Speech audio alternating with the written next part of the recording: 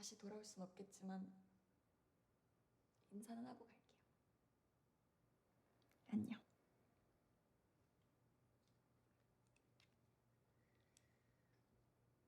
컷.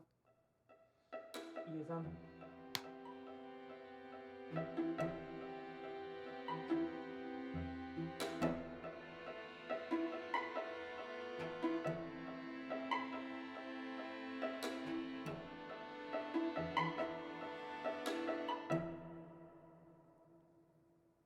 오케이. 오케이입니다. 다음 컷 준비할게요. 다음 컷 준비하겠습니다.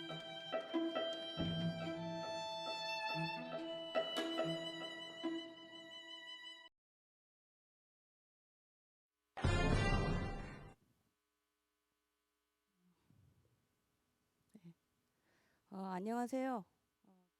제6회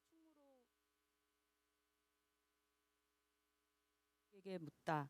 7번째 시간은 어른들은 몰라요를 찾아주신 관객분들께 감사드립니다. 네, 저는 모더레이터를 맡은 영화감독 신수원입니다. 네. 감사합니다. 네, 저희 충무로 영화제는 DGK와 중구문화재단의 공동 주최로 서울시 중구 CJ문화재단 영진이의 후원으로 개최됩니다. 감독님과 배우들을 모시고 앞으로 1시간 반 동안 영화에 대해서 깊은 얘기를 나눠보겠습니다. 예, 오늘의 주인공인 어른들은 몰라요의 이황 감독님과 이유미 배우님 소개드리겠습니다. 감독님. 네, 안녕하세요. 네, 저는 어른들은 몰라요를 연출한 이환이라고 합니다. 만나서 반갑습니다. 개봉한 지가 조금 이제 시간이 지났는데도 불구하고 이렇게 충무로국제영화제에서 저희 영화 다시 한번 관객분들과 만남을 가질 수 있는 자리를 만들어 주셔서 감사하고요. 오늘 바쁘신데도 이렇게 저희 만나러 와주셔서 감사드립니다. 재밌는 얘기 많이 들려드리도록 노력해 보겠습니다. 네, 안녕하세요. 저는 어른들은 몰라요에서 세진 역할을 맡은 이유미라고 합니다. 만나서 반갑습니다. 네, 제가 여기 왔을 때 처음 들었던 얘기가 이제 1시간 반 동안 이제 되게 편하게 노래방처럼 생각하고 감감무술 하라 그랬는데요. 시간이 남으면 이제 두 분의 노래를 저희가 들어도 될 것 같습니다. 예. 우선 이제는 제가 사실 이 모더레이터로 익숙하지가 않습니다. 예. 모더레이터를 하는 자리에 제가 이제 질문을 받는 사람으로 이제 주로 갔다가 이제 오늘 하다 보니까 저도 좀 긴장돼서 이렇게 요즘 시나리오를 전혀 못 쓰고 있거든요. 근데 이 대본을 제가 5페이지나 써가지고 왔어요. 예. 근데 이 대본보다 이제 여러분이 얘기를 하다가 사실 저는 이제 삼천포로 빠지는 걸 굉장히 좋아합니다. 이야기하다가 그러니까 저의 질문으로 대답하시다가 또 하고 싶은 얘기 있으시면은 또 맘대로 얘기하셔도 되고요. 아까 말씀드렸듯이 노래 좋아합니다. 예, 제가 사실은 우선 이황 감독님을 저희가 2017년이었던 것 같아요. 저 부산 영화제에서 네, 박하영 때. 그때 저는 유리정원으로 갔었고 감독님은 그때 박하영으로. 박화영으로 가서 처음 뵀었어요. 그때 굉장히 이렇게 얌전해 보이셔가지고 그때는 저도 바빠서 영화를 못 본 상태였고 그 이후에 박하영을 보고 깜짝 놀랐습니다. 예. 굉장히 저도 보기 어려운 영화를 만들기도 했지만 이제 감독님의 박화영도 굉장히 보면서 굉장히 충격적이었던 영화였는데 이번에 또 이제 그 사이에 또 아주 빠른 시기에 또 어른들은 몰라요라는 작품을 또 만들어서 작년에 제가 알기로 부산 영화제에서 메가박스 감독조합상을 받으셨고 또 이번에는 또 이유미 배우님이 부일 영화상에서 신인 배우 상을 수상한 걸로 알고 있어요. 축하드립니다, 두 분. 우선 감독님께 질문 드리고 싶은 게 사실 저는 똥파리에서 배우로 감독님을 처음 뵀어요. 네네네. 근데 이제 그 박하영을 만드셨더라고요. 그래서 요즘 그 사실 감독들이 위화감을 많이 느낍니다. 왜냐하면 배우분들이 연기도 잘하시는데 또 연출도 잘하셔가지고 되게 그 뭔가 위기감 같은 걸 느끼는데 여기 감독님들 계세요. 그렇죠? 그렇죠? 아니 왜 연기만 하시지? 저 되게 궁금했어요. 처음으로 물어보고 싶은 게 이렇게 똥파리나 이런 다른 작품에서 연기를 하시다가 이렇게 연출을 하게 된 계기 여쭤보고 싶습니다. 네, 그 제가 이 질문을 박하영 때부터 해서 아마 되게 많이 받았었는데 사실 저는 이 이야기가 감독님이 좋아하는 삼천포로 빠질 수 있어요. 네, 근데 좋아요. 이게 제가 그 영화를 처음 만드는 계기는 그 뭐 막 영화를 뭐 꼭 해야 되겠다 어떤 사명감이나 마음속에 뭐 이게 있지는 않았어요 사실. 근데 배우로 계속 활동하면서 영화라는 어떤 문화를 좋아하기도 했고 계속 그러고 있었는데 제가 30살 초반 때쯤에 연애를 했는데 좀 되게 처절한 연애를 했어요. 그러다가 보기 좋게 차이고 그 마음에 이제 억울하더라고요. 네, 그래서 친구들하고 술을 엄청 먹었는데 제가 그때 한 달 만에 8kg인가 9kg가 빠졌어요 체중이. 근데 이렇게 해서는 이게 쉽게 이 마음이 떨쳐지지 않겠다라고 생각해서 그날 이제 아침에 집에 들어가서 그 술 기운에 막 컴퓨터 켜놓고 단편 영화를 만들자 이 감정을 털어버릴 수 있는. 그래서 막 쓰기 시작했어요. 근데 쓰다가 잠이 들었고 그러고 나서 또 다시 일어나서 또 쓰기 시작하고 해갖고 이제 제 개인 순전히 제가 이제 벌어뒀던 개인 돈으로 한 80만 원을 갖고 3회차를 찍었거든요 단편을. 그래서 이제 그게 대단한 단편 영화제랑 베를린 아시안 영화제에서 소개가 되면서 첫 번째 단편인 어쨌든 저의 연출작이 완성이 됐고 그 이후에 이제 어떻게 하다 보니까 하나씩 좀 확장이 된 것 같아요. 그러면 그 단편 만들었을 때가 몇 년도였죠? 그게 아마 2010년, 11년. 2010년? 네. 그러셨구나.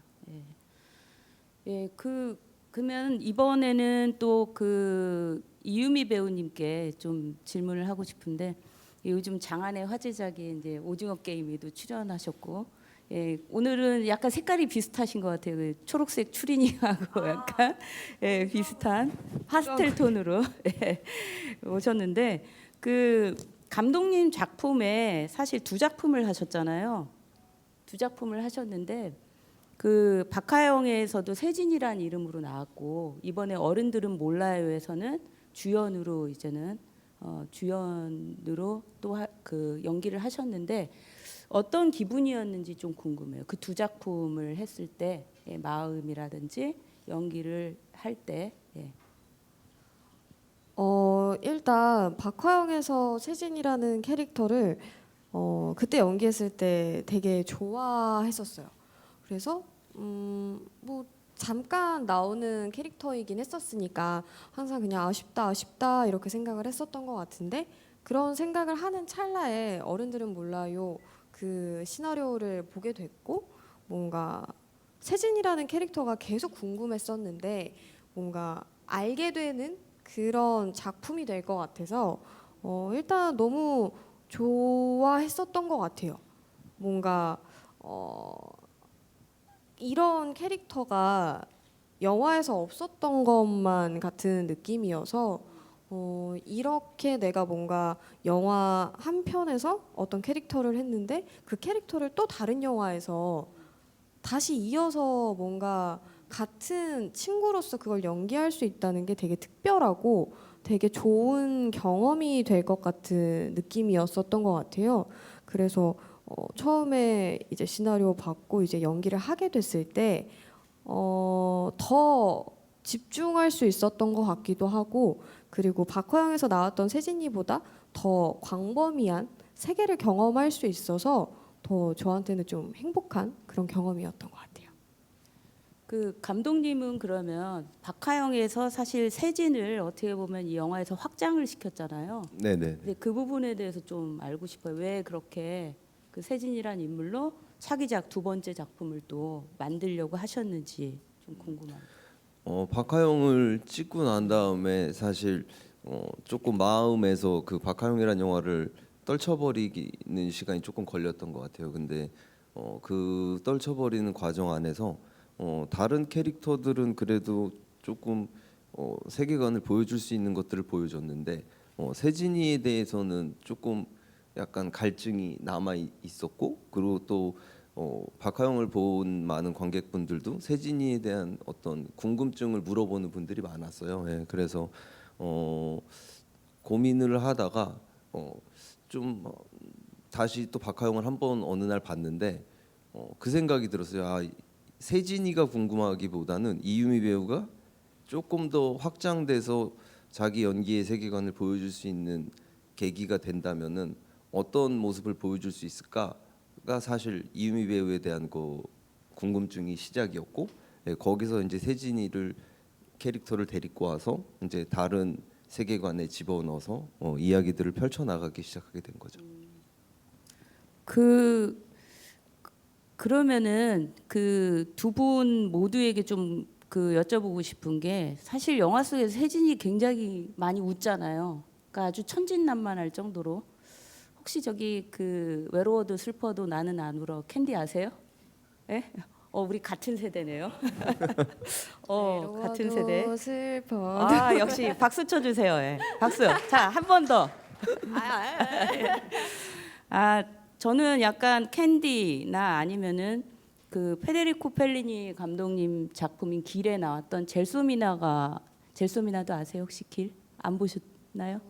네, 감독님은 네, 알죠. 아시죠? 네. 네, 약간 그런 그 인물들이 되게 연상됐는데, 뭔가 그 이 어두운 사실 소재의 영화인데 거기서 그 세진이 너무 천진난만하다 보니까 약간 어떤 생각이 드냐면, 이 세진의 귀여움이 다 했구나. 그런 생각이 들었어요. 이 어두운 영화 속에서 그 되게 천진난만하게 웃고 그런 부분들이 있는데, 근데 마지막에 끝부분에 가면은 전혀 웃질 않잖아요. 그 네네. 가정 속에 그 부부의 가족 속에 들어갔을 때, 그래서 이 캐릭터를 감독님이 구상하실 때 어떤 부분을 고려를 했는지 궁금하고, 또 이유미 배우님도 본인의 역할로 이 흡수시켰을 때 어떤 식으로 작업을 했는지 좀 알고 싶습니다.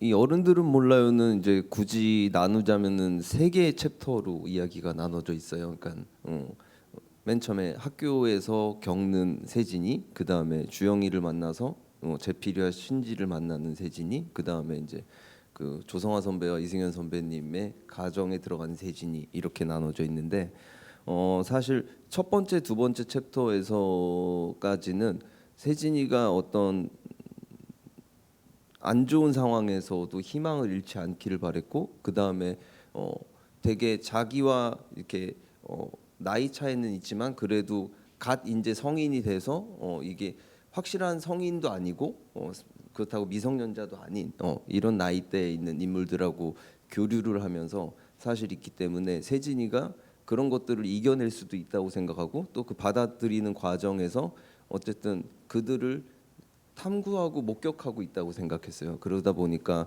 사실 어떠한 자연스럽게 그런 어떤 웃음, 이런 것들에 대한 리액션이 나오면서 그들한테 좀 뭐라고 해야 될까, 어떤 세진이가 다 모든 걸 줄 수는 없지만 어떤 긍정적이거나 어떤 희망적인 것들을 조금 계속 내포했으면 좋겠다라는 생각이 있었고, 마지막에 이제 조성아 선배님, 이승현 선배님 집에 넘어가서는 사실 그 세진이의 여정 안에서 이제 세진이가 첫 번째, 두 번째 챕터에서 다양한 나이대 그리고 다양한 군상들의 어른들을 봤고, 자기 주변에 있던 캐릭터들도 어떠한 어른으로 성장해 나가게 되겠다라는 것들을 보면서 이제 거기에 대한 희망을 잃어버리고, 그 다음에 이 어른들을 만났는데도 어쨌든 자기가 자기를 이용 가치를 통해서 아무리 친절하지만 베푸는 어떤 친절함도 사실 모든 걸 깨달았기 때문에 그때부터는 세진이도 사실 성인은 아니지만 어떤 자아가 어른으로 나아가는 그 나이대에 그것들을 받아들이면서 가는 거라고 생각을 했어요. 그래서 이제 그때부터는 웃음기가 없어졌고 그리고 엔딩까지도 사실 무표정하게 끝내는 거를 조금 의도는 했었습니다. 저는 세진이를 연기를 할 때 살짝 계속 주변 인물들이 바라는 대로 그리고 습득한다고 생각했던 것 같아요.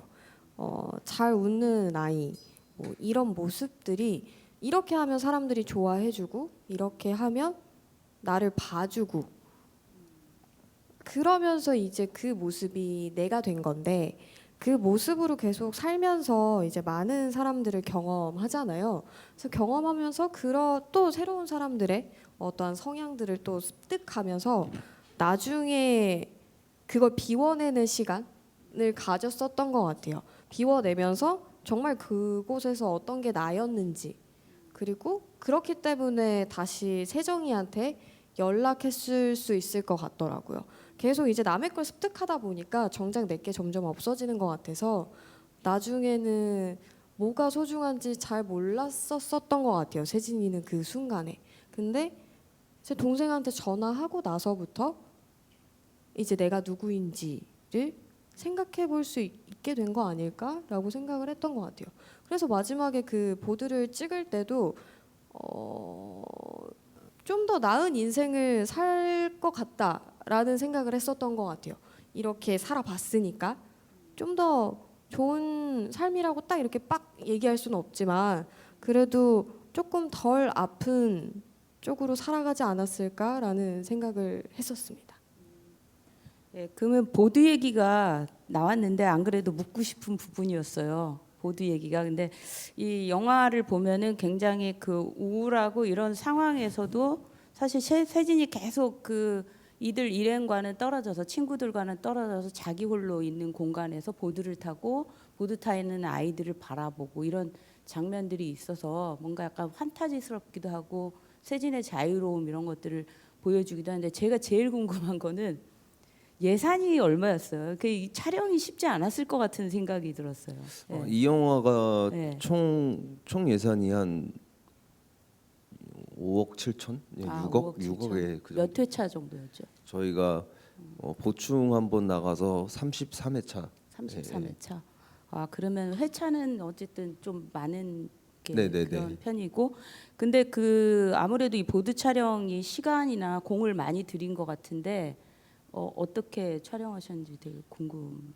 일단 이거는 시나리오를 쓰면서부터 그 요즘에 이제 뭐 되게 많이 더 활성화가 됐지만 롱보드라는 것들에 대해서 뭐 인스타그램이나 이런 데서 많이 접할 수 있는데 그때 이제 꼭 그 세진이가 어떤 감독님께서 말씀하신 것처럼 판타지처럼 보드 좋고 그다음에 자유로움을 느낄 수 있는 자기만의 어떤 세상이라는 게 하나 있었으면 좋겠는데 그게 롱보드였으면 좋겠다라는 생각을 했었고요. 그래서 일단 이유미 배우를 맨 처음에 시나리오를 주고 이거 롱보드를 배워야 될 것 같아라고 얘기해서 이제 했는데 이제 이유미 배우가 이제 시나리오를 줬을 뿐인데 자기가 롱보드를 구입을 했더라고요. 그래서 연습을 하고 있다고 해서 하면 안 된다. 왜냐하면은 안전 장비도 없고 다치면 큰일 난다. 하지 말아라.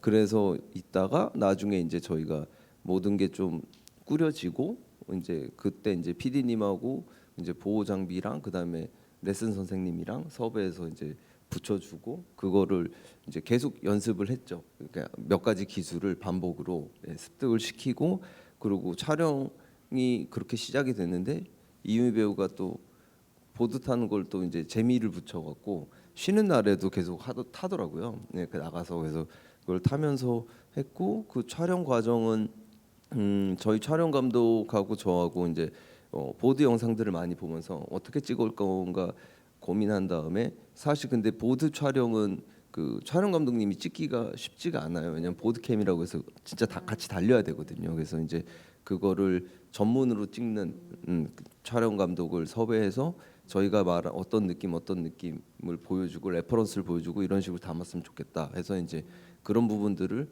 실질적으로 이제 이유미 배우가 달리면은 그 촬영 감독님도 같이 달리면서 찍은 거죠.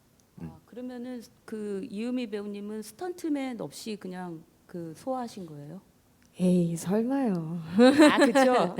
아 그럼 어떻게 보드?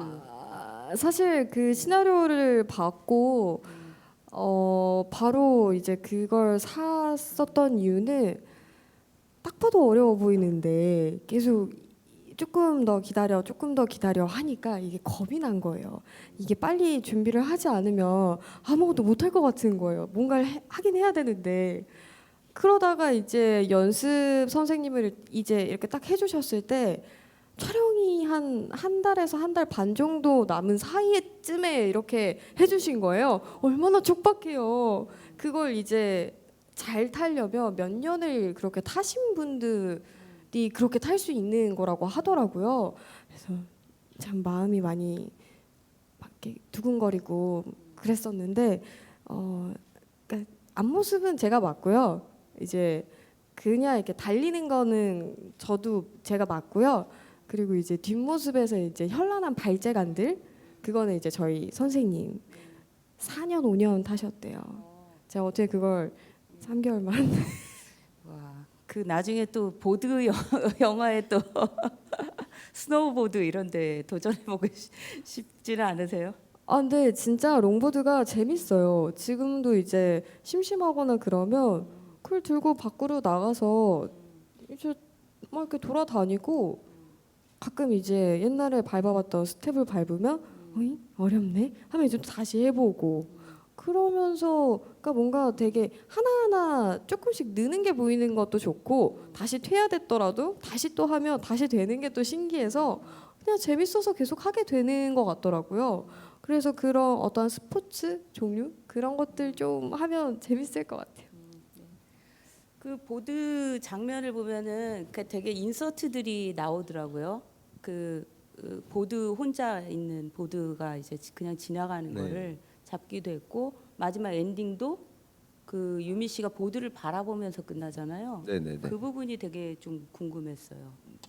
그러니까 보드는 사실 이제 세진의 또 다른 어떤 감정선이라고 좀 생각을 했어요. 왜냐면은 저희가 우스갯소리로 스태프들하고 촬영하면서 이 영화에 숨은 주인공이 있는데 보드라고. 왜냐면 모든 씬에 나온다고. 그래서 항상 그 세진이 그 무거운 보드를 끌고 다니잖아요. 그래서 그 감정들이 세진한테 좀 연출 의도는 세진을 관통해서 보여주기보다 보드를 통해서 보여주는 전달 방식을 좀 선택을 했는데 그 방법이 저는 좋았는데 관객분들은 그 방법을 어떻게 느끼셨는지 사실 저도 궁금하기도 하고 잘 아직까지 그게 옳은 선택이었는지 잘 모르겠어요. 그러면은 마지막 엔딩 장면에 보드를 쳐다보는 이 부분은 어떻게 감독님이 어떻게 디렉션을 주셨는지 좀 궁금한데요. 보드 봐. 그냥 보드 봐. 그러니까 보드 봐. 얘가 이렇게 갈 거거든. 봐. 그래서 그냥 그 동안 찍었던 게 있었으니까 그 찍었던 것들을 다시 생각하면서 그리고 정말 그 장면을 마지막에 찍었어요. 추가 촬영을 하면서 그러다 보니까 자연스럽게 그 부분이 생각이 나더라고요. 그래서 그거 가는 거 보면서 그냥 그동안의 시간을 생각하면서 그냥 봐라고 했던 것 같아요. 그 장면이 되게 이렇게 묘한 게 저는 그 마지막에 그 유산을 하고 나서 그 집에서 나와서 막 자유롭게 타잖아요. 머리도 염색하고 그러다가 딱 그 멈춰서 보드가 가는 거를 보는데 이게 마치 보드가 저는 배처럼 보이기도 했어요. 뭔가 물 위에 떠 있는 배처럼 나가는 그런 느낌? 맞나요? 과잉 해석인가요? 아니요. 그 뭐 보고 어쨌든 감독님도 관객의 어른들은 몰라요를 봤을 때 한 분으로서 저는 어떠한 의미로 봐도 맞다고 생각해요.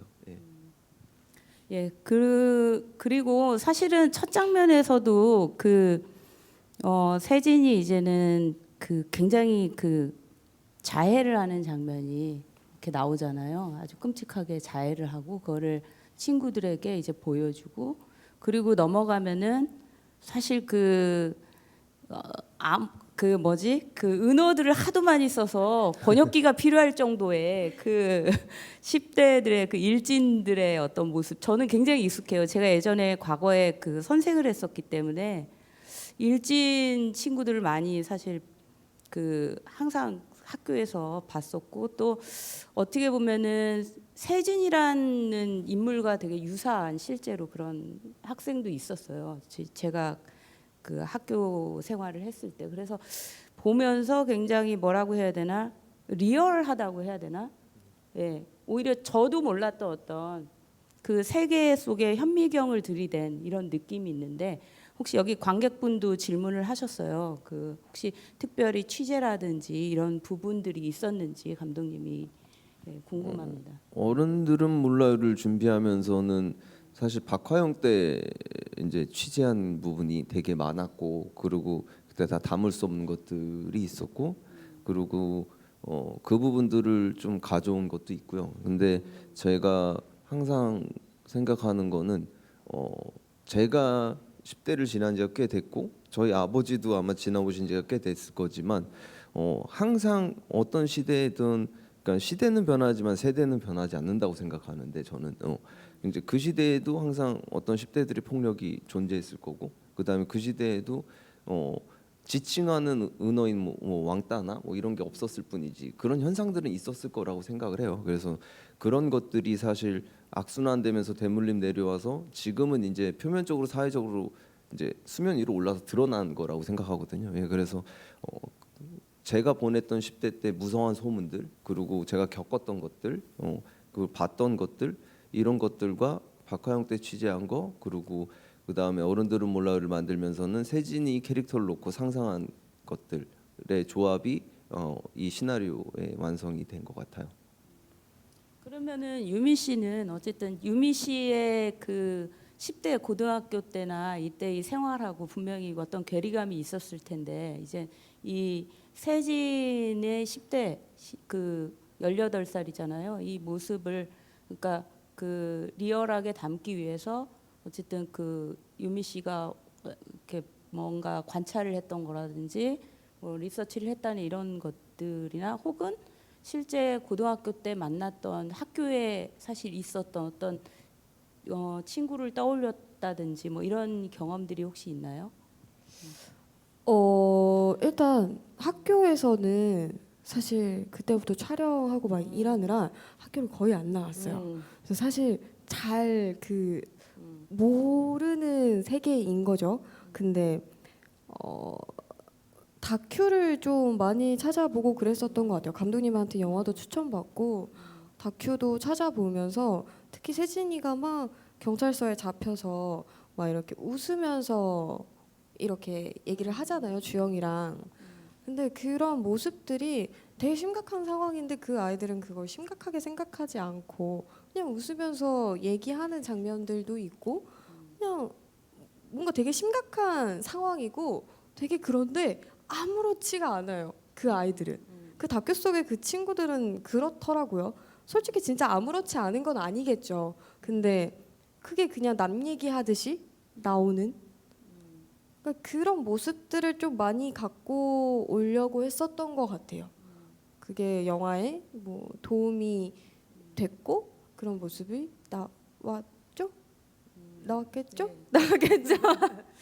표현한다고 했는데 나왔겠죠? 네, 그랬습니다. 예, 그 이어서 좀 여쭙고 싶은 게 그 초반에 보면은 그 교생하고 이제는 연애를 하는 장면이 되게 뭐라고 해야 되나 그 그 대사들이 큐큐큐큐큐 뭐 이러고 그다음에 네네. 주영이 만났을 때도 쬐끔 이런 되게 반복적인 어떤 대사들을 가지고 가는 게 저는 좀 그 시나리오를 쓸 때 이런 굉장히 좀 대사들 이렇게 볼 때 굉장히 흥미로운 지점이었는데 이 대본 때부터 있었는지 아니면은 유미 배우님하고 얘기하면서 어쨌든 디벨롭한 거였는지 좀 궁금합니다. 그거는 이제 예, 완벽한 대본 때부터 있었던 거였고요. 그러니까 그게 실질적으로 저도 이제 뭐 이것저것 뭐 자료도 찾아보고 뭐 하다 보니까 그 10대들이 장난으로 이제 친구들하고 이야기할 때 그렇게 뭐 하면은 큐로 통일해서 똑같은 단어는 큐인데 감정들은 다 다른 거예요. 반응들은. 예, 그러니까 감정을 담아서 큐로 얘기하는 거더라고요. 그래서 그게 재밌을 것 같아갖고 그거를 박강섭 배우랑 이미 배우한테 이제 대사로 다 씌워놨고 그 다음에 쬐끔 이거 같은 경우는 사실 박화영 때 조금 세진 캐릭터에서 가져와서 연장선으로 그렇게 해서 주영이랑 만났을 때 이 캐릭터가 그러니까 다 보여지는 게 아니라 주영이 봤을 때 얘가 궁금하거나 얘를 이용하기 쉽겠다. 약간 좀 쉬워 보이는 애다라고 느껴지게끔 좀 의도해서 좀 대사들을 그런 식으로 풀어 나갔던 것 같아요. 아니 그리고 저는 사실은 18이 이렇게 많이 나오는 욕이 이렇게 많이 나오는 영화는 정말 오랜만에 봤는데 그 찔끔찔끔 이것처럼 또그 18을 여러 번 반복해서 사실 만약에 이 영화를 방송에서 틀면 삑삑 소리를 계속 나오겠구나 이런 생각을 했어요. 네네. 그래서 그 부분도 거기 보면은 이제는 그 주영과 그 신지죠 이름 네네네. 신지와 둘이 싸울 때도 이런 욕들이 굉장히 많이 나오는데 그때는 어떤 식으로 좀 그 욕을 계속 하면서도 어떤 그 감정적인 게 들어가야 되잖아요. 네네네. 어떤 식으로 디렉션을 했는지 좀 궁금해요. 그때는 사실 이제 사실 신지는 좀 어떤 가할 수 있다. 자기가 남자하고 여자한테 뭔가를 할 수 있다라고 이제 생각을 했으면 좋겠다. 근데 이제 너가 그때 신지 배우한테는 이거는 캐릭터를 좀 나와서 연기를 처음 하는 안희연 배우한테 어떤 감정을 조금 불러일으킬 수 있는 어떤 되게 그러니까 고도의 좀 집중력과 이런 것들을 이 친구가 믿을 수 있게끔 만들어주는 게 되게 중요하다라는 얘기를 많이 했었던 것 같고 안희연 배우한테는 사실 좀 이 영화를 작업을 준비하면서 많은 시간을 보내면서 믿음이 되게 많이 생겼었어요. 그래서 이 친구는 어떠한 상황과 어떠한 믿음을 주면은 되게 흡수를 잘해서 믿어갖고 다 쏟아낸다고 생각했거든요. 그래서 그 부분에서 이제 안희연 배우한테 마지막에 이제 디렉션의 끝에 한 말은 절대 너가 이기는 싸움이니까 그렇게 이거는 이야기가 돼 있으니까 지지 마라. 그리고 너가 쟤한테 겁을 먹을 필요가 없다. 쟤가 어떻게 해도 네가 압도를 했으면 좋겠다. 라는 이제 디렉션을 줬던 것 같아요. 그러면은 그 안희영 배우님은 이 작품이 영화가 첫 작품이었나요? 아예 연기가 처음. 아 예. 그래요. 그러면은 어떻게 그 캐스팅을 하게 된 이유라든지 그리고 또 유미 배우님한테는 그 두 안희영 배우와의 어떤 호흡 이런 것들이 어땠는지 좀 두 분한테 여쭤볼게요. 네. 안희연 배우 같은 경우는 이제 대중들한테 EXID 한이로 많이 알려져 있는데 저 역시도 대중의 한 사람으로서 안희연 배우를 봤던 사람이고 근데 이 시나리오를 쓰면서 그리고 다 쓰고 나서 생각했던 몇 명의 배우들이 있었어요. 근데 그 안에 이제 안희연 배우가 있었고 근데 조금 되게 제일 먼저 만나보고 싶다라는 생각을 했던 배우 중에 한 명이었어요. 그래서 안희연 배우가 갖고 있는 어떤 뭐 예능 프로그램이나 뭐 아이돌로서 갖고 있는 되게 뭐 좀 굳세어라 금순아 같은 착하고 이쁘고 막 용기를 줄 것 같은 이 대중들한테 이미지를 좀 반대로 되게 큰 배신감을 줄 수 있는 어떤 캐릭터로 만들 수 있고 그리고 그렇게 대중들한테 연기를 처음 하는 모습으로 다가갈 수 있을 거라고는 생각이 있었어요. 그래서 그 생각에 이제 섭외를 하려고 이제 했는데 이제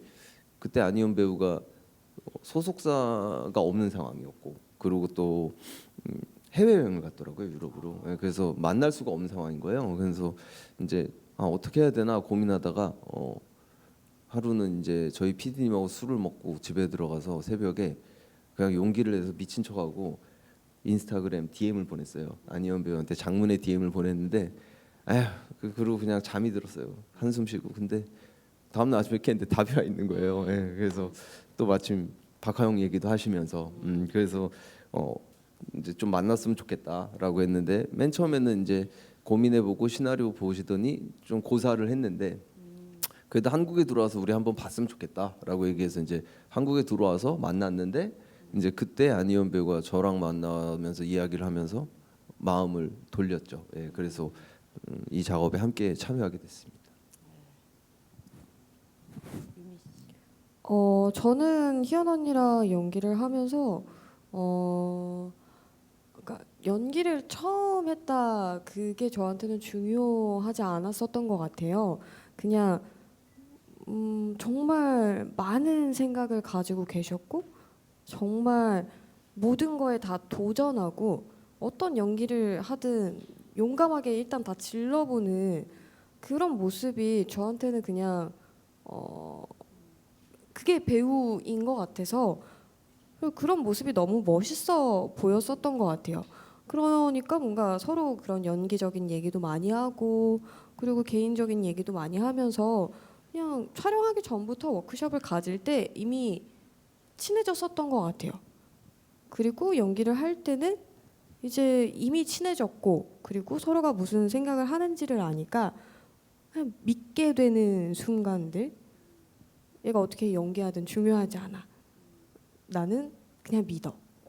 어떻게 해줄 거라고 믿어가 아니라 어떻게든 할 수 있다라는 걸 믿어의 개념이었다 보니까 그냥 자연스럽게 좋은 호흡으로 그렇게 연기를 할 수 있었던 것 같아요. 그러니까 영화를 보면은 둘이 노는 장면이 정말 많이 나오잖아요. 그래서 네네. 진짜 그렇게 놀았을 것 같은 그런 느낌이 들 정도로 되게 리얼했는데 이 그런 부분들이 좀 뭔가 그 이 어두운 그 소재의 이야기면서도 쳐다보게 만드는 그런 지점들이 있었던 것 같아요. 아, 감사합니다. 그리고 문제적인 인물이 또 이제 등장하는데 이제 감독님이 직접 연기하신 이제 제필. 예. 그 머리가 제가 좋아하는 초록색 머리더라고요. 저도 명왕성 때 이다윗 아, 네, 네. 초록색 머리로 만든 이유가 제가 그 머리를 하고 싶었어요. 예, 사실은 그런 이유도 있었는데 이 제필이라는 인물을 보면은 되게 처음에 재밌었던 게 그 모텔 방에서 그 진상남한테 네네네. 당하고 있을 때 폭주족으로 등장해서 도와주러 들어가잖아요. 네네. 근데 뭔가 되게 센 이미지여서 그 진상남을 정말 칠 줄 알았어요. 근데 이 마루치 아르치 같은 이런 동작을 취하더니 바로 쓰러지잖아요. 그래서 네네. 굉장히 약한 모습을 보이고 그러다가 또 어느 때는 굉장히 어떤 때는 굉장히 세게 나가고 네네. 그 단란주점에 일하는 그 형 네네. 친형인가요? 네, 설정이? 친형이요. 네. 와, 근데 그 친형 앞에서는 진짜 아무것도 하지 못하는 굉장히 그 비굴하게 어떻게 네. 보면 저는 박하영에 나온 그 박하영 같은 인물이 아닌가라는 생각도 했는데 네. 그 제필이라는 인물을 설정할 때 감독님이 어떻게 생각을 했는지 좀 궁금해요. 그러니까 좀 그런 생각을 했어요. 그러니까 어떻게 해도 어른한테 되지 않는 어떤 그렇다고 제필이는 이제 20살, 21살인데 그렇다 그러니까 완전 미성년도 아니고 성년도 아닌 약간 회색 분자 같은 어떤 위치에 있는 이제 어른의 어떤 단계로 넘어가야 되는 그런 단계에서 되게 어떤 어른이 이제 자기가 봤을 때 그러니까 어떤 어른이 좋은 건가를 매번 생각하진 않겠지만 그래도 그 고민은 갖고 있는 친구라고 생각했어요. 근데 그 벽에 항상 부딪혀서 잘 안 되는데 세진이랑 주영이를 보고 그냥 지나치고 싶었지만 이 여정에서 자기의 어떤 그 자기가 어떤 어른이 될 거라는 고민에 있어서 이게 약간 자기한테 어떤 다가오는 큰 사건으로 생각을 했거든요. 그래서 이 사건으로 함께하게 되고 그 안에서 조력자처럼 돕지만 되게 돕는 게 사소하고 별 볼 일 없는 것들이잖아요. 근데 거기서도 매번 되게 그 어른들의 폭력이나 어른들의 어떤 것들에 다 무너져 내리고 그러면서 마지막에 정작 본인은 주영이나 세진한테 그들한테 습득을 한 건지 뭔지 모를 똑같은 폭력을 행사하면서 그저 그런 제가 생각하는 게 맞진 않겠지만 정답은 아니겠지만 그저 그런 어른으로 살아가는 제필이가를 이제 떠나가게 되고 그거를 겪은 세진과 주영이 남아서 이제 이들은 자기들은 그럼 앞으로 어떤 사람으로 어떤 자아를 완성해 살 것인가에 대한 어떤 숙제를 남겨놓는 그런 역할로 생각을 했습니다. 뭐 그 사실은 그 장면을 보면서 굉장히 좀 형이 와서 나중에 형의 그 차에 불을 질렀을 때 이제는 보복을 하려고 형이 쫓아오잖아요. 그래서 막 때리는데 사실 이거를 롱테이크로 찍었더라고요. 본인이 맞으면서 예, 그 장면 연출이 되게 궁금했고 테이크도 꽤 많이 갔을 것 같은 생각도 들고 아니면은 그냥 한 방에 갔을 수도 있을 것 같은데 그 장면 어떻게 촬영하셨는지 되게 궁금했어요.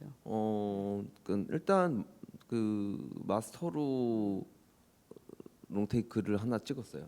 근데 그거를 한 번에 오케이가 되진 않았고 제가 기억으로는 한 3테이크 4테이크 갔던 것 같아요. 그 다음에 좀 부분적으로 몇 개 보면 잘라서 찍은 게 있거든요.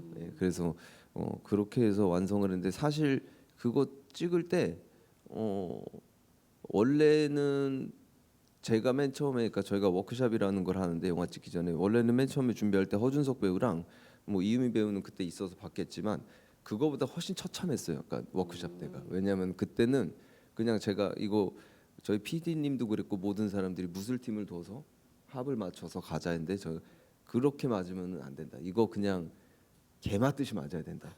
그래갖고 그때 허준석 배우한테 그러니까 이런 상황이고 이럴 때 도망가려고 하니까 한번 해보자 해서 그냥 아무것도 없는 공간에서 했는데 그때 허준석 배우가 되게 힘들어했지만 사실 그때 딱 처음 딱 했을 때 느낌이 더 이상 연습을 안 해도 된다고 느꼈던 게 저도 굉장히 위협을 느꼈고 이렇게 찍으면 되겠다라고 생각을 했었어요. 근데 그게 이제 막상 현장을 가니까 찍는 데는 어려움이 있는 거죠. 그러니까 보여지는 데는 좋은데 그래서 이제 잘라서 이제 조금 이제 어떻게 해서 합을 맞추게 되고 그렇게 해서 롱테이크를 찍고 그 다음에 몇 개는 이제 뭐 제필의 얼굴이나 이런 것들은 따고 들어가고 이렇게 해서 완성했던 것 같아요. 저는 굉장히 제가 만약에 그 입장이면 아이러니를 느낄 것 같아요. 제가 맞아야 되잖아요. 맞으면서 제가 오케이를 해야 되고 NG를 내려야 되는 상황인데 네. 굉장히 보면은 합도 가짜로 가지 않은 것처럼 정말 맞은 것 같고 이랬는데 정말 많이 아프지 않으셨나요? 저는 그때 아프다기보다는 그냥 사실 그거였어요. 그러니까 허준석 배우가 이게 때리는 사람이 더 힘들거든요. 맞는 사람보다. 그러니까 허준석 배우가 한테 이렇게 하면은 너무 막 딜레마에 빠지니까 허준석 배우한테 아니야 더 해야 돼 괜찮아 해서 이제 저는 오히려 용기를 주는 입장이었고 그리고 또 그렇게 맞고 허준석 배우가 너무 힘들어해서 맞기는 제가 맞았는데 그날 술은 제가 샀어요. 아이고 고생하셨습니다. 예. 그리고 저는 또 한 가지 되게 제가 사실 어떻게 보면 가장 되게 좋았던 장면이 어디냐면 아까 이유미 배우님이 얘기했는데 경찰서에 가잖아요. 네네. 경찰서에 가서 사실은 어떻게 보면 영화를 보면은 되게 어른들은 몰라요. 제목처럼 뭔가 어른들의 부재. 제가 그래서 사실은 저의 이 충무로 프로그램 팀에서 전화가 왔을 때 어른들을 몰라요 모델을 해달라고 하셔가지고 왜 나지?라고 했더니 제가 젊은이 양지를 해서 젊은이 양지 어른들은 몰라요. 이렇게 이어붙이니까 좀 얘기가 되더라고요. 죄송합니다. 제가 아재 개그한 거죠 지금. 네.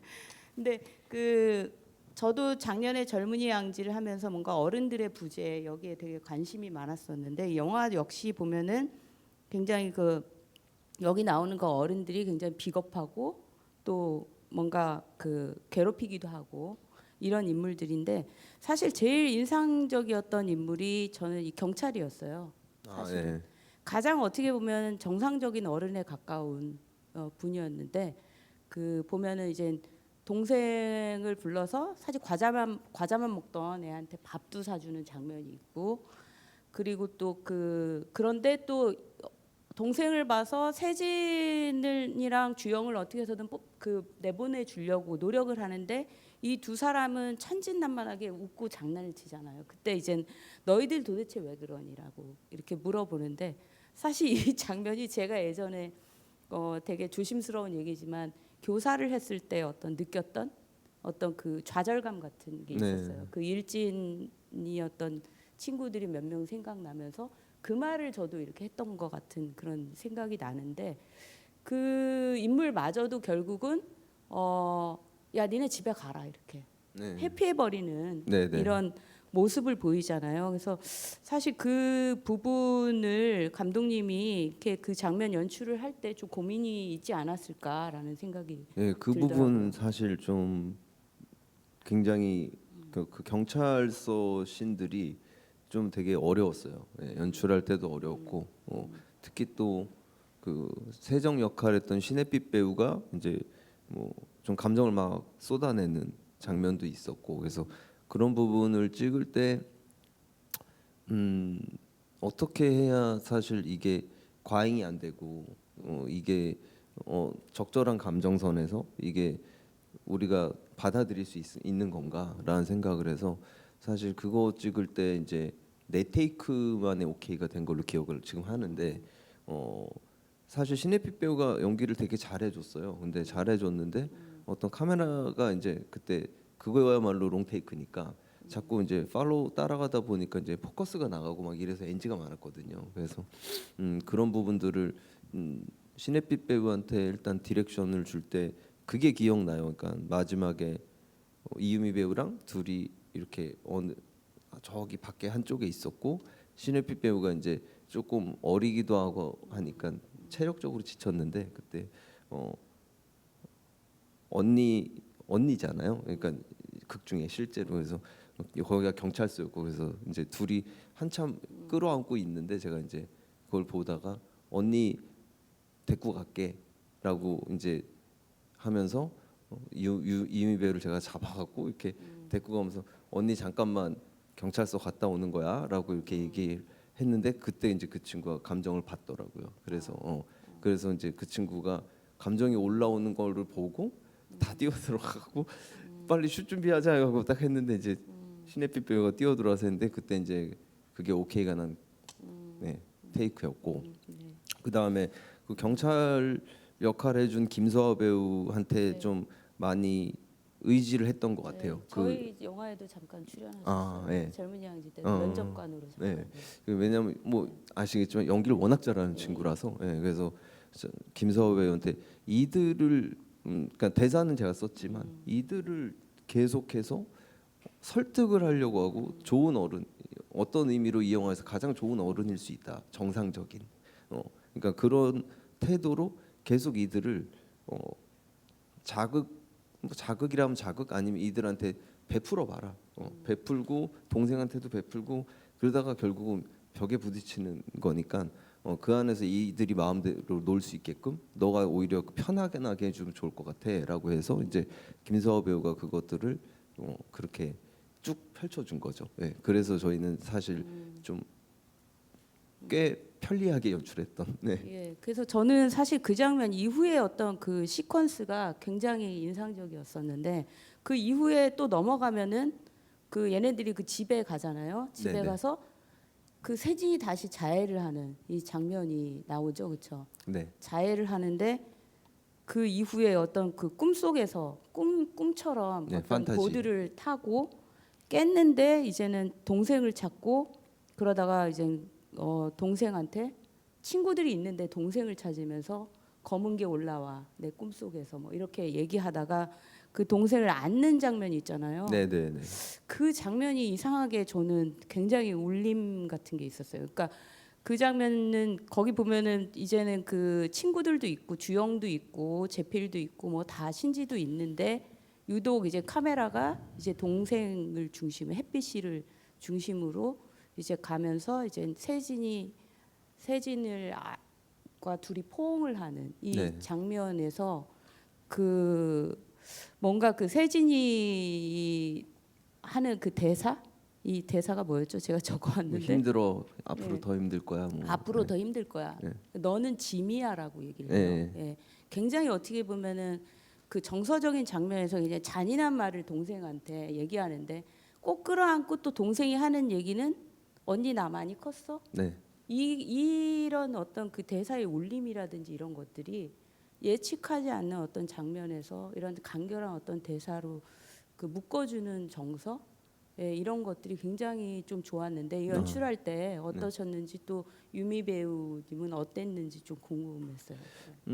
이거는 사실 워크샵 과정, 그러니까 촬영 들어가기 전에 워크샵 과정에서 완성이 됐는데 신혜빛 배우하고 이유미 배우하고 이제 둘을 놓고 이제 나머지 배우들도 있었고 이제 씬을 돌리는데 좀 저는 이제 그때 좀 빠져서 보고 있었거든요. 근데 그 생각이 들더라고요. 그래서 갑자기 생각이 든 게 세정이가 세진이를 안아주면 참 좋겠다라는 생각이 들었어요. 예, 그래서 원래 초고에는 없었는데 그거를 급히 수정을 해서 그러니까 지금 당장 수정 못하니까 그러면 한 번만 더 연습하는데 신혜빛 배우한테 자 내가 어떤 신호를 주면은 그대로 하면 돼. 그러니까 안았으면 좋겠어 하면 안아주고 어떻게 했으면 좋겠어 하면 어떻게 해주고 한번 이렇게 해보자. 집중이 깨지겠지만 해서 했는데 그게 되게 좋았어요. 그러니까 안아주고 뭐 하고 이렇게 머리도 쓰다듬어주고 뭐 하는데 되게 좋아서 그날 워크숍 끝나고 바로 대본 수정을 했고 그 대본 수정을 통해서 그 씬이 완성이 된 거죠.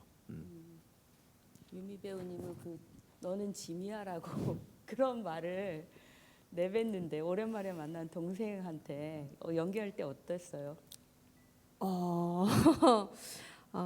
사실 정말 잔인한 말이긴 한데 세진이 딴에는 걱정돼서 하는 말이다라고 생각을 했던 것 같아요.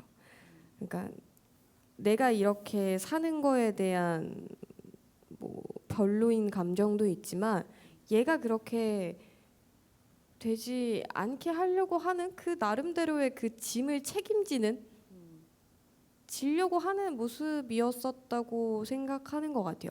얘한테 일부러 막 못된 말을 할 거야는 아니었었던 것 같아요. 그리고 그 장면을 찍을 때 투샷을 찍을 때였는데 그냥 이렇게 딱 안겨 있는데 야, 이 자매 너무 아프다. 이 자매들 평범한 자매도 아니고 참 서로가 있는데 참 외롭게 있는 그런 자매다라는 생각이 딱 들더라고요. 연기를 딱 끝내고 나서. 그래서 뭔가 되게 이상한 공기가 순간 맴돌았었던 것 같아요. 그 품이 되게 커 보였고 내가 되게 작아지면서 그 순간이 너무 따뜻해지는 그런 기분이었었던 것 같아요. 그러니까 저도 보면서 그 의도한 대로 느낀 게 그 자기보다 4살 어린 동생을 통해서 위로를 얻는 그 정말 유일한 장면처럼 느껴졌어요. 이 영화에서. 그리고 나서 또 컷이 바뀌니까 모두 다 모여서 또 밥을 나눠 먹는 이런 모습들이 그 뭔가 그 뭉클하게 다가오더라고요. 예, 그래서 뭔가 그 장면에서 그 감독님이나 이제 감독님 카메라라든지 그다음 배우들의 어떤 연기나 이런 것들이 굉장히 뭔가 좋은 에너지, 기운을 만들지 않았나. 그래서 굉장히 좀 유심히 봤던 시퀀스였습니다. 감사합니다. 그리고 그 이후에 그 외에 제가 또 이제 궁금한 부분들이 있는데 우선 그것보다 그 관객분들 질문을 조금 네. 제가 다 많은 분들이 지금 계신데요. 그 다는 하지 못하는 걸 좀 양해를 구하겠습니다. 예. 그래서 여기 보면은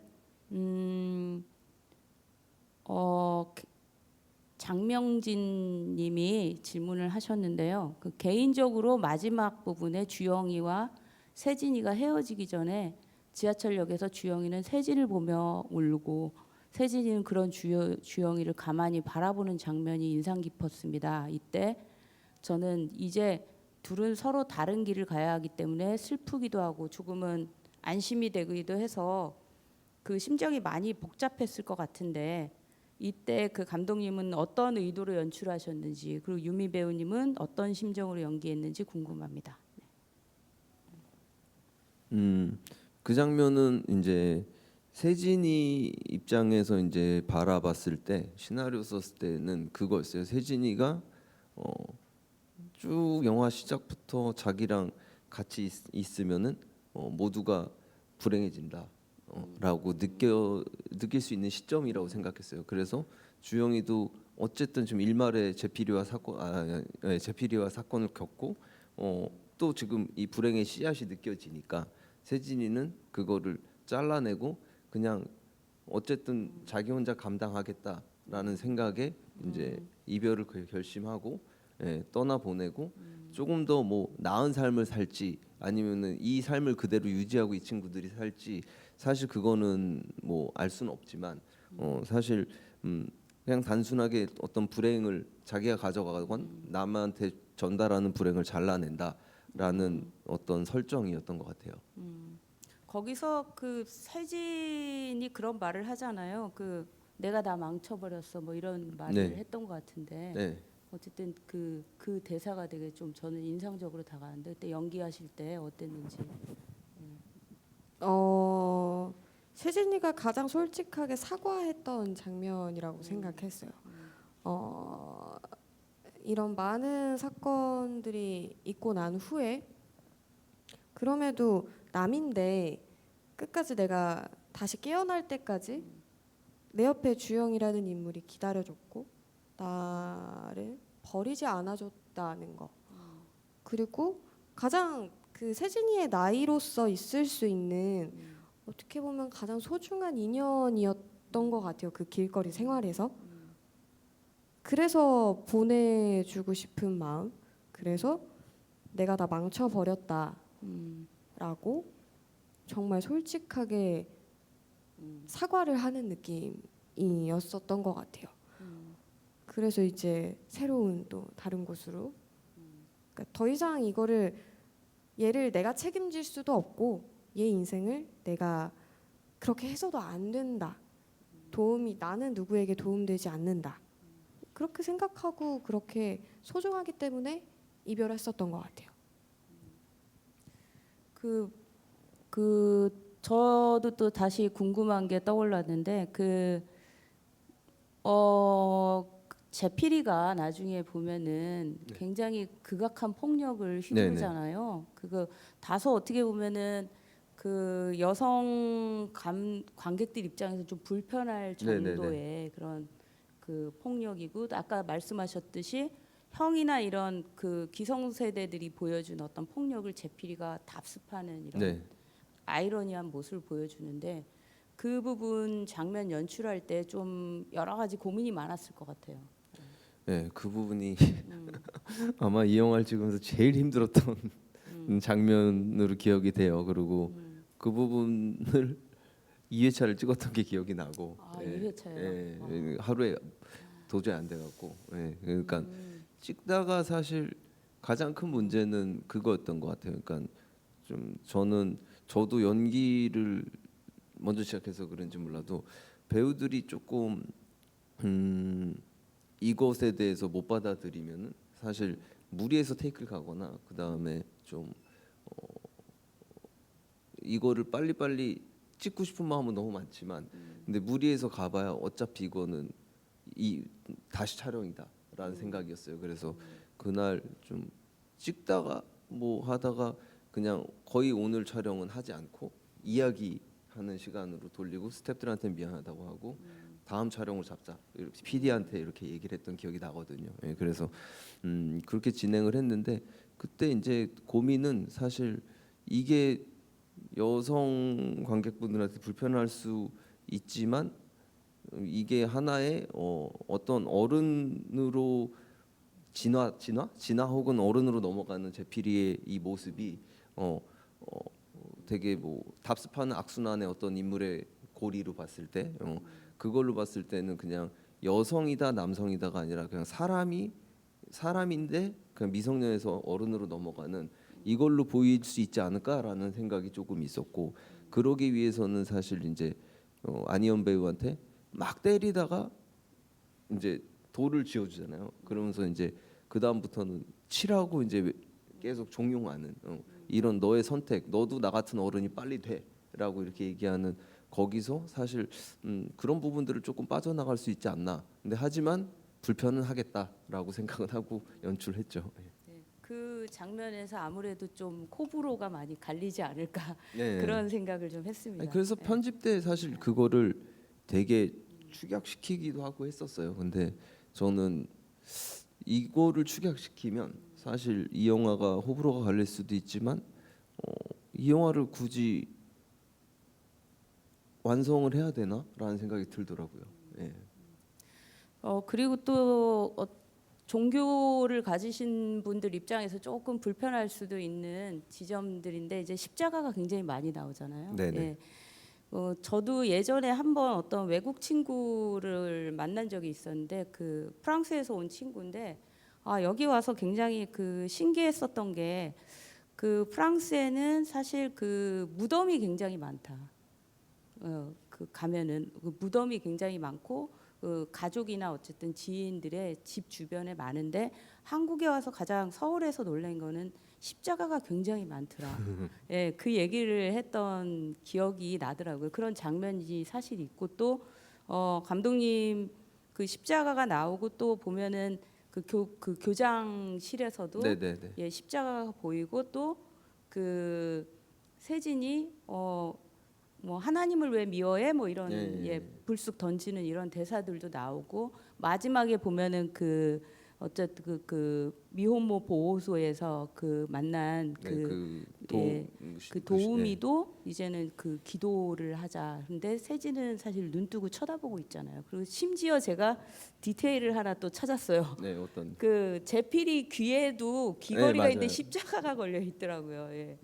그래서 이 십자가라는 어떤 어떻게 보면 굉장히 상징적인 네. 메타포 같은 이런 그 의도적인 그 인서트들이 등장하는데 어떤 생각으로 연출하셨는지.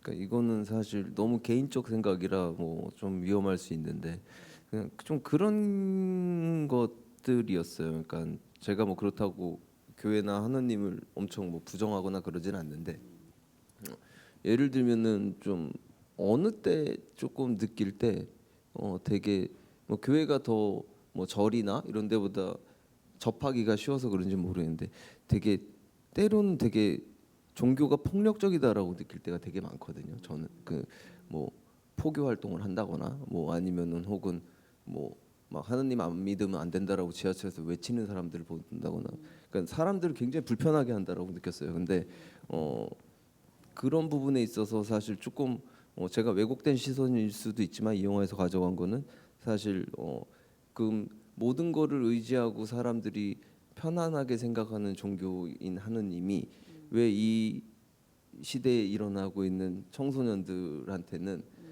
어떤 비전이나 그들처럼 그들이 쉽게 말하는 구원도 없고 아무것도 존재하지 않는데 그럼 이들은 일단 어디로 가야 하나요? 근데 제필이가 이들을 교회로 데리고 간다. 이 설정이었죠. 그래서 말도 안 되는 제필이가 교회로 그것도 밤에 또 문을 따고 들어가서 데리고 들어가서 하는데 세진이가 한다는 말이 절망적인 얘기를 하고 믿지 않는 얘기를 하고 하니까 제필이는 거기서 하룻밤을 자고 나와서 또 다른 얘네를 나중에 도와주기로 마음을 먹게 되고 뭐 이렇게 되는 것들이었는데 사실 그 장면의 시작으로 마지막 조성아 선배님, 이승현 선배님까지 다 교회 원래 편집 전에 찍어놓은 거는 교회 장면이 또 더 많았어요. 예, 근데 그런 것들이 있어서 사실 좀 저 개인적으로 물음이었어요. 관객분들한테 뭐냐면은 이런 것들이 사람 사는데 과연 뭐 하느님분이 아니라 종교라는 게 얼만큼 해결해 줄 수 있을까요? 라는 어떤 반문을 좀 하고 싶었던 거예요. 네. 네, 그러면 다시 또 제가 사실은 질문을 까먹으면 이제 관객분들 죄송합니다. 죄송한데 이렇게 중간중간 이렇게 하더라도 좀 양해를 부탁드릴게요. 네. 아까 잠깐 얘기가 나왔던 건데 그 감독님이 그 이 영화에서 박하영과 이 작품에서 그 사실 그 10대들의 이야기를 계속 다루고 있는데 혹시라도 여기서 정말 다루고 싶었는데 담지 못했던 부분이 있으면 좀 얘기를 해달라는 질문이 있었습니다. 아 10대들에 대해서요. 네네 지금 예. 이 영화에서 혹시 뭐 취재를 했거나 어쨌든 구상을 했었는데 이제 결국 담지 못했던 아쉬웠던 어떤 그런 부분들이 있으면 어떤 건지. 되게 조금 많은 것 같아요. 왜냐하면 뭐 감독님도 아시겠지만 취재를 하다 보면 되게 방대하잖아요. 그래서 예. 그 방대하고 뭐 조사도 해도 방대하고 근데 거기서 어떤 각인되게 꽂히는 이미지들이 있잖아요. 그래서 아 이런 것들은 좀 썼으면 좋겠는데 사실 내가 요번에 만든 영화랑은 맞지 않아라고 판단이 되니까 과감하게 없애버리는 것들인데 예를 들면은 사실 좀 절망적인 10대들의 이야기였지만 어떤 희망을 주는 이야기는 되진 않겠지만 그래도 좀 희망을 좀 쫓고 그 다음에 이들이 갖고 있는 어떤 진짜 아픔? 근데 뭐 박하영에서 많이 하긴 했지만 근데 진짜 좀 더 극하게 고립되는 것들을 좀 보고 싶다라는 생각은 있어요. 근데 그게 사회나 어떤 어른들의 부재가 아니라 자기 자신들이 그렇게 만들어가는 어떤 그런 모습들을 조금 담아보고 싶긴 한데 근데 그렇게 하면은 정말 싫어하실 것 같아요. 네. 그리고 또 하나의 질문이 있는데요. 그 최수연 님이 질문한 내용인데 그 세진이가 그 학교 폭력을 주도한 친구와 입맞춤을 하는 장면이 나오는데 이 영화에서 그 부분들이 어떤 생각을 가지고 연출하셨는지. 예. 그 부분이 참 그 그러니까 이야기가 많았던 것 같아요. 근데 사실 저는 세진이 같이 이렇게 학교에서 폭력을 당하고 하고 있지만 그게 1차원적으로 그냥 폭력을 당하는 어떤 그냥 상처받은 혹은 왕따를 당하고 있는 어떤 그냥 아이가 아니었으면 좋겠다라는 생각이 있었어요. 그래서 그 친구는 사실 세진이를 전부 다 이용하고 세진이를 이렇게 아끼는 사람이 없는데 실질적으로 되게 어떤 폭력 남자친구, 데이트 폭력 이런 소재 이런 어떤 느낌이었거든요. 그래서 이 얘가 얘를 되게 좋아하는데 이성으로. 근데 세진이는 사실 그런 감정을 모르는 거예요. 경계선도 모르겠고. 근데 얘는 얘를 괴롭히고 뒤에서는 오히려 미안해 하면서 또 사과하고 고백하고 오히려 보듬어주고 이제 그러다가 결국은 세진이가 그 남자 교생 선생님 때문에도 여기서 이제 더 이상 조금 있을 이유가 없게 되지만 사실 그 방은정 배우가 이제 그 컨테이너에 깔려 죽으면서 세진이는 정말 이제 여기서 있으면 안 되겠다. 나는 여기에 설 데가 없다 해서 이제 떠나게 되는 어떤 기폭제 같은 역할이라고 좀 생각을 했었던 거죠. 예, 그 저는 그 컨테이너 떨어지는 장면이 되게 충격 준비 안 된 상태에서 이제 봐서 되게 충격이었는데 그 장면 찍을 때 사실은 좀 어떻게 찍었지? 약간 이 생각도 좀 들었어요. 예, 궁금해요. 예. 그거 찍을 때 뭐 저도 사실 그런 촬영은 처음 해봐서 그 특효 팀하고 다 와갖고 크레인으로 그 진짜 그 뭐지 그 컨테이너를 이제 조금 앞으로 빼놓고 뭐 다 아시겠지만 그렇게 해서 한 다음에 배우가 있는 거 찍고 없는 거 찍고 그 다음에 그 컨테이너를 진짜 떨어뜨리고 빈 공간에 빵 떨어뜨리고 나중에 CG로 다 CG로 했죠. 네. 예, 그러니까 저걸 리얼로 찍지는 않았을 거고, 예, 그 더미를 썼나 뭐 이 예산에 더미를 쓰지도 못했을 테고, 예, 여러 가지 좀 물어보고 싶은 거였습니다. 예, 예 그리고 지금 이제 아직 좀 시간 여유가 있긴 한데요. 그러면은 제가 또 여담으로 또 이제 여쭤보고 싶은 게 있어요. 뭐냐면은 이 영화를 보면은 사실 예산이 그렇게 큰 영화가 아닌데 특히 무당집이나 이런 데는 되게 미술이나 이런 데 좀 공이 많이 들어간 네. 부분들이 있고 또 나름 그 예산에 비해서 조명이라든지 이런 데 좀 많이 신경을 쓴 부분들이 있는데 네네. 그런 프로덕션에 관해서 조금 얘기를 해주시면 좋을 것 같습니다.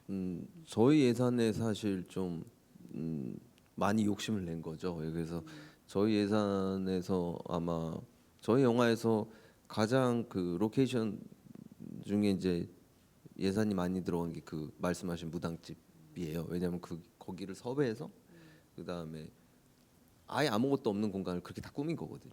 예, 실제로. 예, 그래서 미술팀도 한 3일 정도를 엄청 고생했던 걸로 기억을 하고 그래서 그 부분에 근데 꼭 그렇게 찍고 싶었던 거는 어떤 이들이 되게 몽환적인 어떤 공간 그리고 좀 괴기스럽고 공포스러울 수 있는 공간에서 이들이 하는 행동들이 조금 감정들이 더 극단으로 보였으면 좋겠다라는 위태롭게 예, 그 욕심이 있었어요. 그래서 그런 공간에 인물들을 밀어넣고 이들이 좀 그 전무하고 다르게 조금 더 약간 퇴폐하게 그다음 뭐 약을 한다거나 뭐 이런 장면들을 넣으면서 사실 그 약이라는 것도 그냥 수면제일 뿐이거든요. 근데 수면제를 먹고 수면제 환각을 일으키고 그다음에 거기서 나중에 세진이 자기를 자해하듯이 쳐달라고 해서 밀어달라고 해서 밀려 나가게 되고 뭐 이런 장면들을 이제 찍었는데 그 무당 집에 대한 의미는 어떤 아까도 말씀드린 교회의 의미처럼 사실 어떤 토속 신앙에 대한 어떤 의미들을 조금 그런 거에 있어서 사실 애들이 어떤 뭐 소원을 빌거나 뭔가를 해도 시원치 않을 판에 거기서 사실 더 절망적인 모습들을 보여줬을 때 그 사진 벽화들이 이들을 바라보고 있는 시점 이런 것들도 되게 재밌다고 생각했고 여러 가지들이 좀 많이 있었던 것 같아요. 거기서도 신지가 불상에 대고 소변을 보는 네네. 장면이 있더라고요. 그래서 이 종교를 가지신 분들이 보면은 되게 불쾌할 것 같은 장면이긴 한데 영화니까 이렇게 이해를 해주시면 될 것 같습니다. 그리고 그 장면에서도 제가 유미 씨한테 궁금한 게 있는데 그 약 먹은 장면이 나오잖아요. 되게 뭐 사실 우리가 약을 해보지 않은 사람들인데 그 뭔가 그 되게 센 어떤 그 얼굴 맨날 웃다가 이제 그런 모습들이 나오니까 굉장히 뭔가 그 다른 인물을 보는 이런 느낌이 있었어요. 연기할 때 어땠는지. 제가 약을 해본 게 아니다 보니까 많이 찾아보면서 그러니까 몸에 힘이 없대요. 그리고 취한 상태로 있으면 그러니까 어지러우니까 멀쩡해지려고 무언가 하려고 되게 애쓰는 그런 모습들이 있다고 하더라고요. 그래서 최대한 연기할 때 몸에 힘을 풀고 그리고 또 세진이가 말하는 이야기들이 되게 그냥 엄청 시적이고 추상적인 이야기들을 많이 하다 보니까 말은 추상적으로 나가지만 그 말의 속뜻은 나한테 명백하게 있어야만 이걸 뱉을 수 있고 그리고 외관적으로도 내가 지금 약을 해서 취해 있다라는 느낌이 또 확연하게 보여져야 하다 보니까 촬영 들어가기 전부터 가장 긴장되는 장면이었었던 것 같아요. 워크숍 할 때도 제일 많이 해봤었던 그런 씬이었던 걸로 기억을 하거든요. 그래서 정말 많은 테이크를 갔던 걸로 기억을 해요. 정말 뭐 약을 이렇게 입에 넣고 잠이 든다 다시 든다 해서 정말 잠이 들랑 말랑 할 때까지 진짜 가만히 있어도 보고 진짜 많은 거를 해봤었던 것 같아요. 그렇게 이제 촬영하고 이제 마지막에 모니터에 나왔던 모습은 좀 더 보여지는 모습에서 좀 더 확실히 얘가 확실히 약을 했구나라는 게 보여지는 그 장면을 사용하셨더라고요. 그래서 약한 애 같네 이러고 이렇게 생각했던 것 같습니다. 혹시 이렇게 두 분 그렇게 어쨌든 그 저도 영화를 만드는 사람이지만 그 감독과 배우의 관계가 어떤 때는 그 내가 원하는 대로 어쨌든 연기를 해주고 더 이상이 나올 때도 있고 어떤 때는 그 소통이 안 될 때가 있거든요. 말로 이 전달을 하다 보니까 그럴 때도 있고 그러면 또 시간이 필요하기도 하고 이런데 혹시 두 분이 이런 그 감독님은 감독님 입장에서 어쨌든 연출을 하고 그 유미 씨는 또 그거를 소화해서 자기 걸로 만들어서 이제 보여줘야 되는 거잖아요. 이럴 때 뭔가 좀 그 어려웠던 점, 어려웠던 순간 이런 게 혹시 있었는지 반대로 또 좋았던 순간 물어보고 싶어요.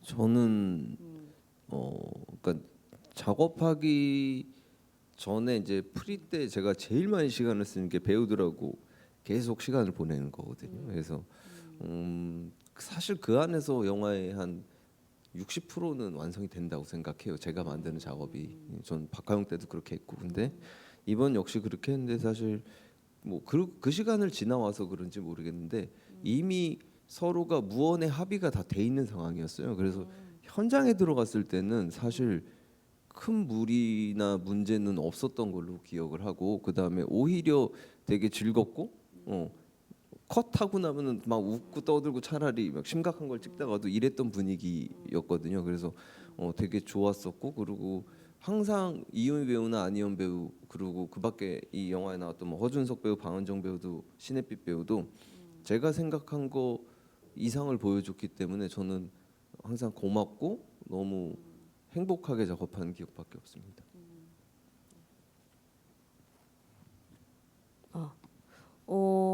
지금 계속 고민을 해보고 있는데요.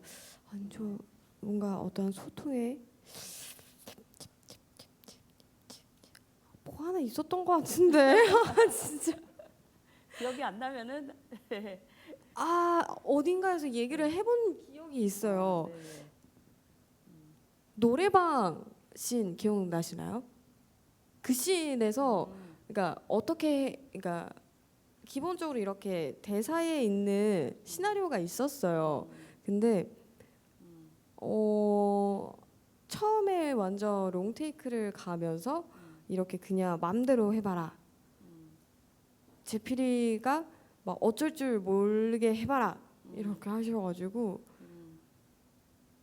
일단 대사가 아닌 다른 것도 활용을 해보고 제가 많은 거를 해봤던 것 같아요. 근데 이제 그 장면이 끝나고 감독님께서 이렇게 하면 안 될 것 같다고 본인이 제필이셨잖아요. 이렇게 치욕을 주면 안 된다 이렇게 말씀을 하셔가지고 근데 그 한마디로 또 다시 정정해서 다시 만들기도 했고 그 말이 어떤 느낌인지 알 것 같은 느낌이어서 사실 그냥 요렇게 다시 한번 바꾼 적이 있다 이 말뿐이긴 하지만 뭐 그런 쪽만 있었던 것 같아요. 네. 그렇죠. 그 지금 저도 질문하고 싶은 부분인데 이제 그 관객분도 이제 그 질문을 하셔서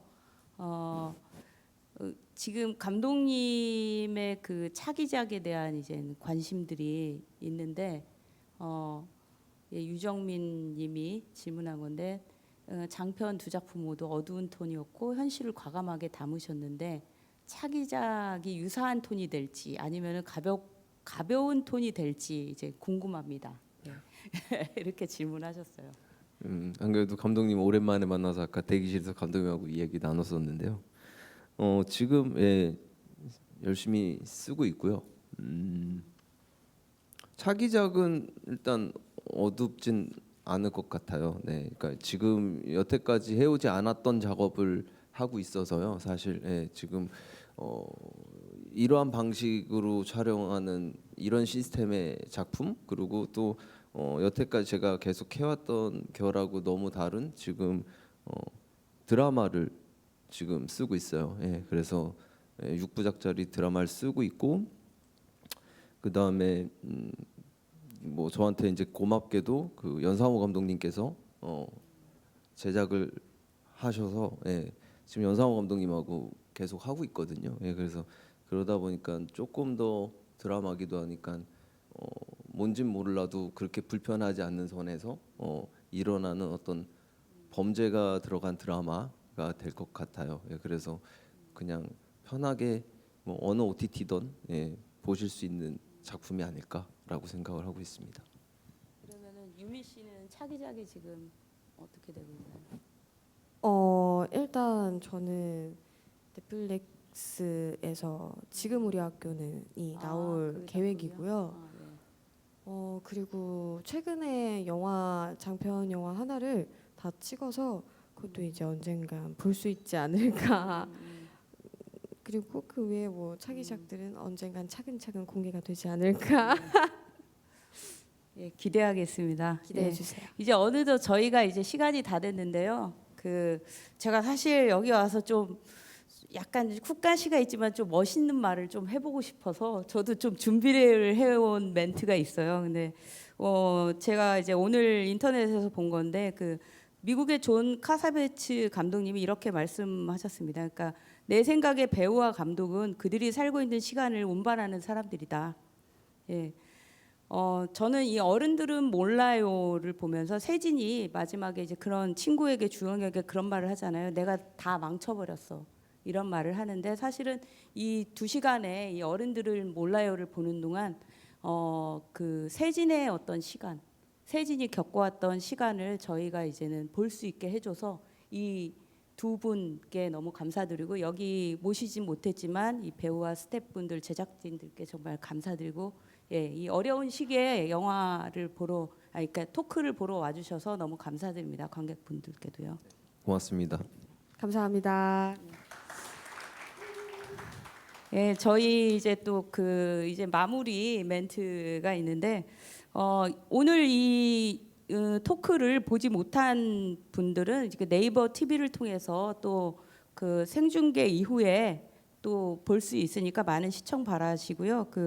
더 CMR KR을 통해서 보실 수 있습니다. 예, 그리고 여기 이렇게 영화제 굿즈가 있는데 예, 굿즈 샵을 통해서 이제 구매를 하셔도 되고요. 예. 그리고 오늘 오후에는 오문희의 정세규 감독님께서 복만대 감독님과 함께 또 이의준 배우님과의 감감무시 있습니다. 그래서 많은 참여 부탁드립니다. 네, 긴 시간 동안 고생 많으셨습니다. 네, 감사합니다. 감사합니다. 감사합니다.